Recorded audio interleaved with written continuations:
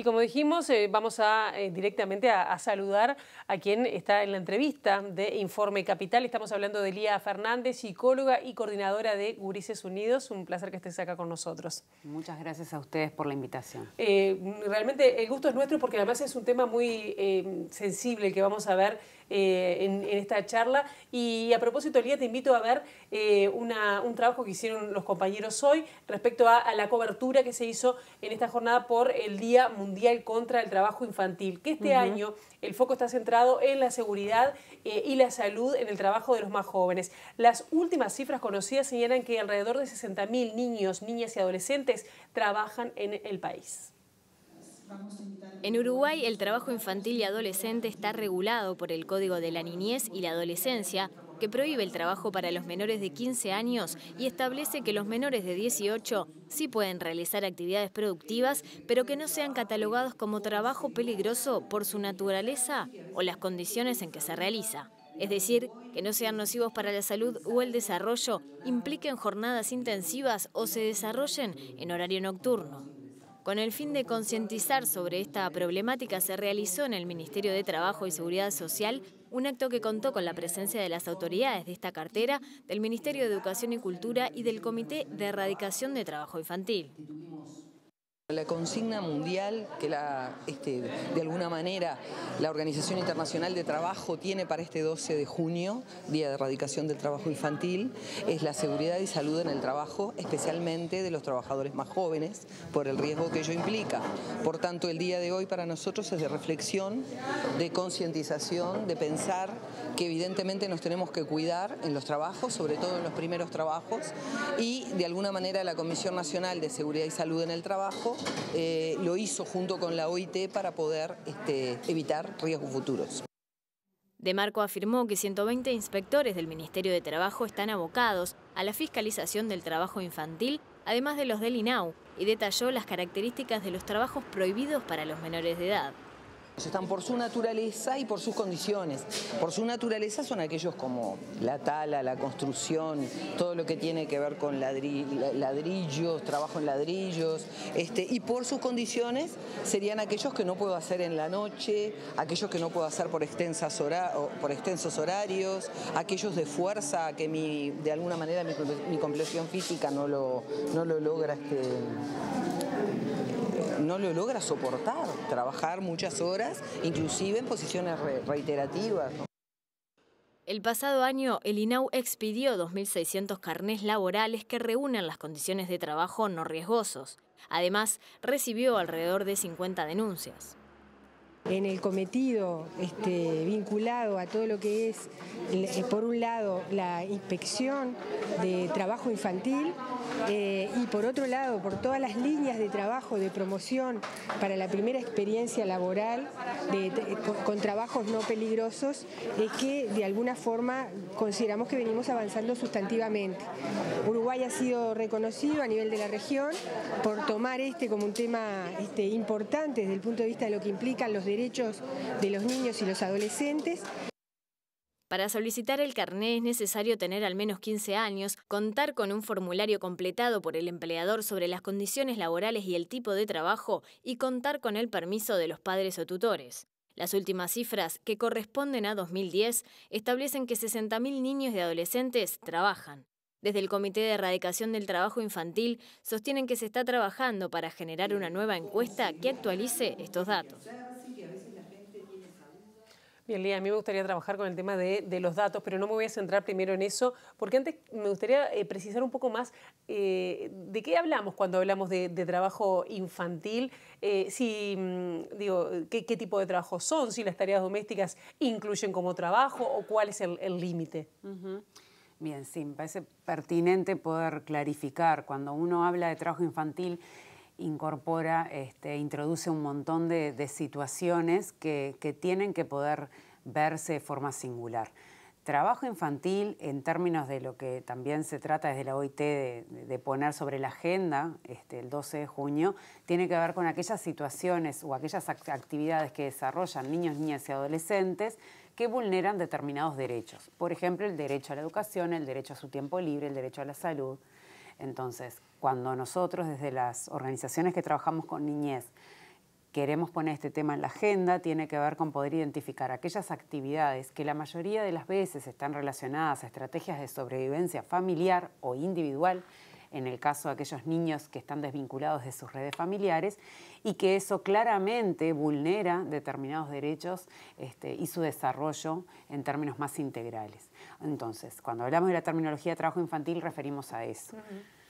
¿Y en qué áreas básicamente podemos estar hablando o cuáles son las áreas más sensibles que se notan, ¿no? Porque acá estamos hablando, recién se manejaban 60.000, habría en Uruguay, porque es una cifra bastante vieja, ¿no? Hay un subregistro, eso es del 2010, se hizo la encuesta, pero los datos salieron en el 2011, la ENTI fue un primer esfuerzo por relevar las situaciones de trabajo infantil preguntándole directamente a los niños. En ese momento el hallazgo es que más de 90.000 niños, niñas y adolescentes en Uruguay desarrollan algún tipo de actividad, incluyendo también el trabajo doméstico, cuando el trabajo doméstico afecta las trayectorias de vida de los niños. Esto quiere decir, cuando una adolescente, sobre todo digo una porque generalmente hay una cuestión de género acá, se tiene que hacer cargo de los cuidados del hermano o de las tareas del hogar y a causa de eso tiene que desvincularse, por ejemplo, del sistema educativo. ¿Sí? O sea que no es que hablamos de trabajo doméstico en todos los casos, sino en aquellos donde claramente se ve una afectación del desarrollo del niño, niña o adolescente. En Uruguay, a partir de los datos de la ENTI, el tipo de tarea o de actividad que más se detectó tenía que ver con la construcción, con la venta callejera, con la mendicidad, con el trabajo en ferias y en el caso de las mujeres, claramente un trabajo fuerte a nivel doméstico. De cuidados, digamos. De cuidados. Tú estás hablando de que son 90.000 los que se auto-reconocieron, ¿no? ¿Qué tan difícil o complejo es que la gente, o que en este caso niños, niñas y adolescentes, se asuman que están trabajando? Ahí va. Sí, porque me imagino que no debe ser fácil. No. En ese momento, desde las organizaciones que trabajábamos con niñez, se les hizo toda una fuerte capacitación a los encuestadores del INE, pero es claro que en muchos casos está naturalizado el trabajo, entonces cuando los niños van, por ejemplo, a la feria con sus papás, no necesariamente lo identifican como un trabajo. Había un formulario de preguntas bastante extenso para poder relevar y algunos elementos que eran los parámetros de los cuales se analizó eso. De cualquier manera, con esto lo que estamos dando cuenta es que es un número que es el piso, ¿sí? O sea, claramente creemos que hay muchas situaciones que quizás en el marco de esa encuesta no surgieron. Y lo que sí urge en términos de políticas es primero poder tener una actualización de esa información. Bueno, a 8 años de lo que fue la ENTI, bueno, ¿cuál es la foto actual? Para también poder pensar cuáles son las políticas, las acciones, los programas que deberían incorporar más fuertemente esta dimensión. Claro. Ustedes trabajan con, básicamente en el área metropolitana, Montevideo y Correcto. Progreso y un poco más, ¿no? Pero digo, ¿cuáles son las características? ¿Cómo trabajan? ¿Cómo es el trabajar con chiquilines? Que ustedes saben que están haciendo tareas que en ese caso son de supervivencia, como decías, familiar o individual. ¿Cómo trabajar con ellos cuando es quizás un elemento de sustento fundamental para la casa? Es decir, no tienen un programa para decir, deja de trabajar y te doy lo que recibís. No. Ahí están las complejidades de la necesidad de las respuestas de algunas sectoriales, de las políticas sociales y de las políticas públicas en general que aún no dan respuesta. Nosotros, al trabajar en algunos territorios de Montevideo, sobre todo en áreas periféricas, nos encontramos sistemáticamente con estos gurises y lo primero que tratamos de hacer es no culpabilizar a la familia tampoco. Generalmente cuando trabajamos con niños que desarrollan actividades de sobrevivencia, sus familias vienen de 2, 3 generaciones donde también para ellos ha sido fundamental su aporte para la olla y para la sobrevivencia cotidiana. Entonces, primero, no culpabilizar. Segundo, generar un vínculo con los gurises y con su familia, porque en definitiva es con la familia con quien van a transitar. Nosotros estamos de paso por la vida de los gurises y en ese sentido, bueno, ver de qué manera lo podemos revincular a algunas instituciones que le puedan garantizar algunos derechos. Generalmente estos gurises, sobre todo en los sectores de mayor pobreza, que son los más invisibles, ¿no?, Son chiquilines que progresivamente se van desvinculando del sistema educativo porque muchas veces es incompatible el desarrollo de las dos actividades, porque muchas veces hay un componente muy fuerte de estigma, sobre todo en algunas actividades que pueden llegar a desarrollar, como lo pueden ser la mendicidad, la recolección y la clasificación de residuos. En algunos casos está apareciendo en la periferia, lamentablemente, y si bien no es un trabajo, no estaría dentro de lo que es trabajo infantil, pero sí es parte de las estrategias de sobrevivencia, es el microtráfico, y cómo los gurises son parte también de esa estrategia familiar. Entonces, el abordaje tiene que ser un abordaje integral de revinculación con las instituciones, un fuerte trabajo con las instituciones de sensibilización y de poder pensar en propuestas que atiendan las necesidades de estos gurises. Se está haciendo, te pregunto a ti porque pueden dar una respuesta a quienes están desde la parte oficial o de organismos oficiales, pero ustedes que trabajan directamente en campo y vinculado con otras organizaciones de la sociedad civil, directamente con los chiquilines, ¿se está dando alguna respuesta para sacarlos? No digo sacarlos, pero darles otra alternativa. Yo lo que creo es que específicamente con respecto al tema de trabajo infantil, no hay hoy por hoy un programa específico que aborde esta temática. Y lo que sí consideramos desde Gurises Unidos y desde las organizaciones de infancia es que hay un desafío en cómo colocar este tema en la agenda, en cómo poder dimensionar de que hay un montón de gurises que están en esta situación porque no hay otro tipo de respuestas para el mundo adulto. ¿Cómo se erradica el trabajo infantil? Y bueno, generando mejores condiciones y más trabajo para el mundo adulto, sobre todo un mundo adulto poco calificado, que viene de sectores de exclusión y de trayectorias de vida donde también han sido expulsados. Y en ese marco nos parece que es importante que el Estado, desde sus diferentes carteras, pueda dar una respuesta integral. ¿Sí? La experiencia que ustedes tienen... ¿Se da más en Montevideo que en el interior este tipo de situaciones? Decís que en el caso de las mujeres o de las niñas se da más al interior de la casa y no tanto afuera. ¿Cómo sería esta? ¿Se ha caracterizado, por lo menos de acuerdo a la experiencia territorial que ustedes tienen?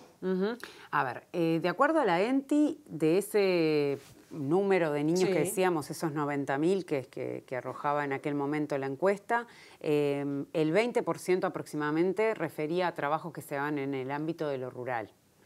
Hay lógicas bien diferenciadas, el trabajo que se da en el interior profundo del país, que nosotros hicimos un estudio hace un tiempo atrás y claramente es invisibilizado porque no llegan las políticas muchas veces al campo y es muy natural para los gurises trabajar. Porque es más, no quieren estudiar a veces y quieren seguir trabajando como un modo de vida. Sí, no sé si es que no quieren o porque no conocen otras posibilidades o no hay oportunidades que se les abran. En el interior profundo hay escuelas rurales claramente, pero el acceso a la educación media ya no es tan accesible para todos. Entonces, muchas veces no es porque no quieren estudiar, sino porque no hay más oportunidades. Y acá a nivel urbano se da una lógica de trabajo infantil donde claramente está vinculado a la circulación por espacios de ciudad. Entonces, en ese marco, las estrategias tienen que ver claramente, como decíamos, vinculadas a calle, vinculadas a ferias, vinculadas a la recolección de basura, a ese tipo de estrategias de intercambio donde las familias y los gurises, como parte de esa familia, van generando los ingresos para sobrevivir. ¿Cómo se trabaja o cómo reciben ustedes el tema de los controles de los organismos, en este caso, o sea, del Ministerio de Trabajo que hace las inspecciones, del propio INAU que recibe las denuncias anónimas? ¿Está bien controlado? ¿Cómo se direcciona eso? Yo creo que hay un esfuerzo. El tema es que se llega a un porcentaje mínimo de gurises. A ver, cuando nosotros... ahora sí, estamos hablando, solo para recordarte, 50 denuncias, que era lo que decía Marisa Lindner, y si hay 60.000 o 90.000, si contamos el cuidado en las casas, es muy poquito. Acá el Ministerio del Interior, liderando y presidiendo el CETI, que es el Comité de Erradicación de Trabajo Infantil, de alguna manera vienen haciendo desde el año pasado un esfuerzo por promover el trabajo adolescente cuidado, porque bueno, en Uruguay a partir de los 15 años, bajo determinadas condiciones, los adolescentes pueden trabajar, pero yo lo que digo es que eso abarca un porcentaje mínimo de los gurises que trabajan y que las inspecciones del Ministerio del Interior son en empleos formales. Lo que nosotros vemos a partir de la ENTI y lo que vemos cotidianamente trabajando en los barrios es que la gran mayoría de los niños, niñas y adolescentes que desarrollan este tipo de tareas no están en el marco de la formalidad. Es que además en el marco de la formalidad hay 2.600 permisos que dijo Lindner y si hay 90.000 estamos lejos. Claro.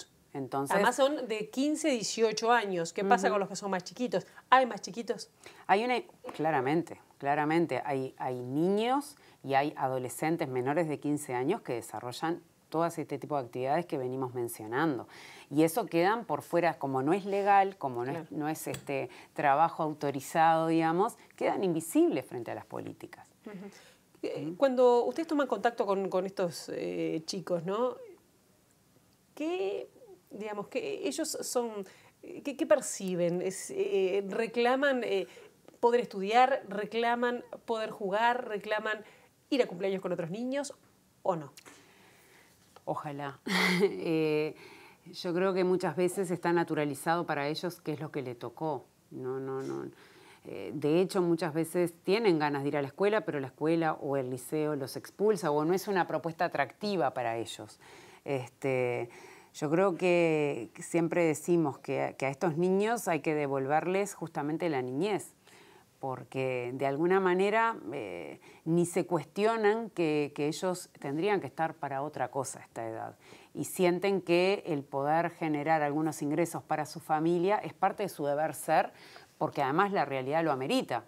Si uno va a los barrios y va a los asentamientos y va a los lugares donde viven las familias con las que trabajamos, claramente ve que el niño no tiene otra opción, o el joven o el adolescente no tiene otra opción.